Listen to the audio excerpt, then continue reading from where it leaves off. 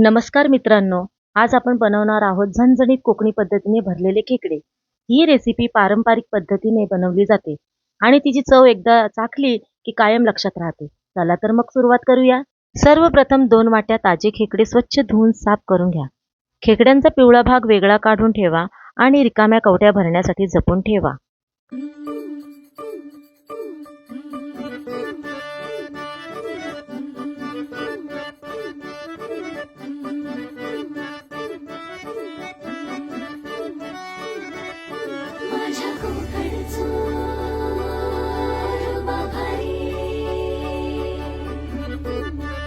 आता तयार करूया 2 प्रकारचे वाटण।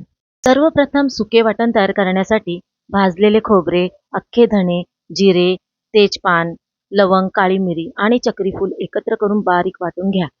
हिरवे वाटण तयार करण्यासाठी कोथिंबीर, आलं, लसूण, टोमॅटो आणि हिरव्या मिरच्या एकत्र वाटून घ्या। या दोन्ही वाटणांमधून प्रत्येकी 2 चमचे बाजूला काढून ठेवा। हे आपल्याला नंतर कवटीचं सारण तयार करताना लागणार आहे। सर्वप्रथम कढईत तेल गरम करा। त्यात तेजपत्ता आणि बारीक चिरलेला कांदा घालून छान सोनेरी रंगापर्यंत परतून घ्या। कांदा छान ब्राऊन झाल्यावर त्यात हिरवे वाटण आणि सुके वाटण घाला।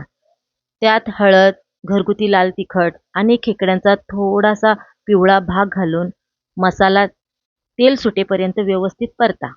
आता स्वच्छ केलेले खेकडे घालून मसाल्यासोबत हलक्या हाताने मिक्स करा। यानंतर गरम पाणी घाला आणि पुन्हा एकदा नीट ढवळून घ्या। खेकड्यांचे छोटे पाय वाटून त्याचा रस गाळून घ्या। त्यामुळे रस्सा अधिक घट्ट आणि चविष्ट होतो। आता चवीनुसार मीठ घाला, झाकण ठेवा आणि 15 मिनिटे शिजू द्या। तोपर्यंत खेकडे भरण्यासाठीचं मिश्रण तयार करून घेऊयात। एका भांड्यात भाजलेले बेसन आणि भाजलेले तांदूळाचे पीठ समप्रमाणात घ्या।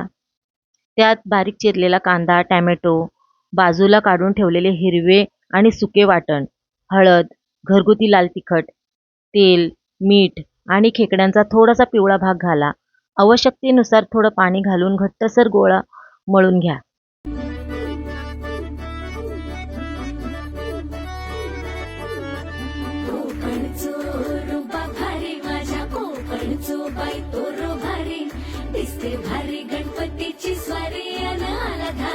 आता हा गोळा रिकाम्या खेकड्यांच्या कवट्यांमध्ये व्यवस्थित भरून घ्या।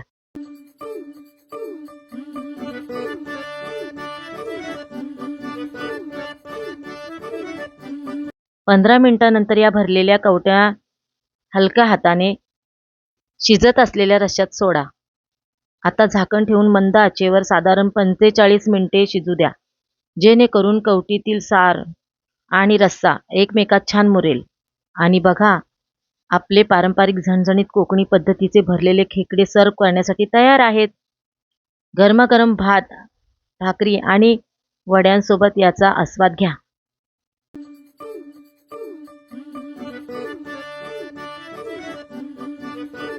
जर ही रेसिपी तुम्हाला आवडली असेल तर व्हिडिओला लाईक करा आणि मित्रमैत्रिणींसोबत शेअर करा आणि अस्सल कोकणी रेसिपीसाठी आपल्या चॅनलला नक्की सबस्क्राईब करा।